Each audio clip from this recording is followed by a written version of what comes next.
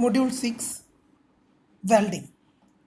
Welding is the process of joining similar or dissimilar metals by the application of heat, with or without the application of pressure, and with or without the addition of filler material. So welding is just a joining process. Welding is done by the help of heat. In the welding process, pressure may or may not be applied and filler materials may or may not be introduced. Okay. Before going to welding, we should know about what is a filler material. Filler materials are additional metals added to strengthen the coalescence. Okay. So, what is a filler material? A filler material is a metal or alloy used for filling the weld cavity. Filler metals usually have the same composition as that of base metal. Filler materials are nothing but they are metals or alloy used for filling the weld cavity. Filler materials usually have the same composition. Sometimes it may have some additional alloying elements to strengthen the joint. Okay, so we should always know about what is filler metal. Next, what is base metal or parent metal. In welding, the metal to be joined is known as parent metal or base metal. Okay, likewise, what is a weld metal? It is the metal that is solidified in the weld cavity. It is the metal that is solidified in the weld cavity. It may be only metal or a mixture of base metal and filler metal. Okay. Next, weldability. What is weldability? Weldability is also known as joinability of a material. It is also known as joinability of a material. It is the ability to weld. That is, it is the capacity of a material to be welded under fabrication condition.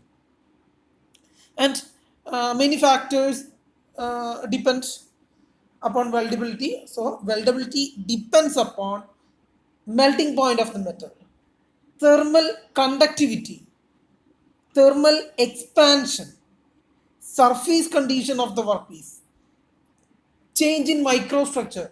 When heat is applied, it will always be accompanied with the change in microstructure of the metal. Okay, and good weldability is characterized by the following characteristics. What are they?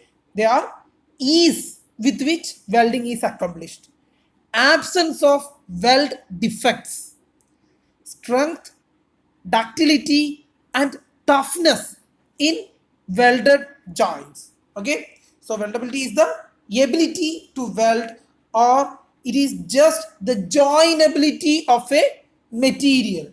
Okay, it is defined as the capacity of a metal or combination of metals to be welded into a suitable structure and for the resulting weld joints to possess the required metallurgical properties to perform satisfactorily in intended services. Okay, so weldability is nothing but joinability and it refers to the ability of weld. It depends upon melting point, thermal conductivity, thermal expansion, surface condition, change in microstructure. Good weldability is characterized by ease with which welding is accomplished. Ease with which welding is accomplished, absence of weld defects, strength, ductility, and toughness in welded joints. Okay. Next, classification of welding. In the definition itself, we discussed that welding can be achieved with or without the application of pressure and with or without the addition of filler material. Okay, so classification is based on this. Okay, there are mainly two different types, or classification is mainly of two types. They are plastic welding and fusion welding. Plastic welding and fusion welding. In plastic welding, the material or the workpiece is heated to plastic state. Okay, that means in this type of welding, in this type of plastic welding, the metals to be joined are to be heated to the plastic state and then forced together by external pressure without the addition of filler material. Okay, here there is no filler material is added, but a certain external pressure is given to the heated workpiece for the joining purpose. Example of plastic welding are forge welding, resistance welding, etc. Okay, next, fusion welding. In fusion welding, the workpiece is heated to the molten state, or the area which is to be welded is to be heated to a molten state and then allowed to solidify. Okay, here no pressure is involved. Filler material may or may not be used. Okay, so fusion welding is a type of welding where no pressure is involved, but a very high temperature is produced in or near the joint. The metal at the joint is heated to the molten state and allowed to solidify. The heat may be generated by electric arc, combustion of gases, or chemical action. Okay, a filler may be material additionally given to the welding portion, and it may or may not be used. Okay, examples of fusion welding are oxyacetylene welding, carbon arc welding, etc. There are many advantages in welding comparing to other riveting, casting, etc. Okay, the main advantages of welding are: first one is overall cost of welding equipment is low cost. Okay, next one, large number of metals can be welded. Different types of similar or dissimilar metals can be welded using welding phenomenon. Okay, welding operations can be mechanized. Next one, high corrosion resistance compared to bolting or riveting. High corrosion resistance is there. Portable welding equipments are available. The welding equipments are handy. We can use it wherever we need. Okay. Next, disadvantages of welding. Welding operation distorts the workpiece. Workpiece will be deformed. Okay. Next, skilled worker is a must to produce good weld. A good skilled worker is needed. Okay. Next, welded joints require heat treatment. Next, welding produces chemical and physical changes. Some welding operations gives off harmful radiations. These are the disadvantages of welding operation. Okay. Next, types of welding. Okay, classification is based on the the melting point. That means it can be heated to a plastic state, or it can be heated to a molten state. It's based on the heat. And the types of welding are gas welding. In gas welding, we can see oxyacetylene welding, air acetylene welding, oxyhydrogen welding, pressure gas welding, etc. Next, arc welding. In arc welding, we can see carbon arc welding, metal arc welding, metal inert gas arc welding, gas tungsten arc welding, atomic hydrogen arc welding, plasma arc welding, submerged arc welding, flux cored arc welding, electroslag welding, etc. Next, solid state welding. In solid state welding, we can see that friction welding. explosive welding, ultrasonic welding, diffusion welding, etc. And next, the resistance welding. In resistance welding, we can see different types like resistance butt welding, resistance projection welding, seam welding, spot welding, high frequency resistance welding, and some other thermoelectric welding, radiant energy welding, etc. are there. We mostly concentrated on gas welding, arc welding, solid state welding, and resistance welding.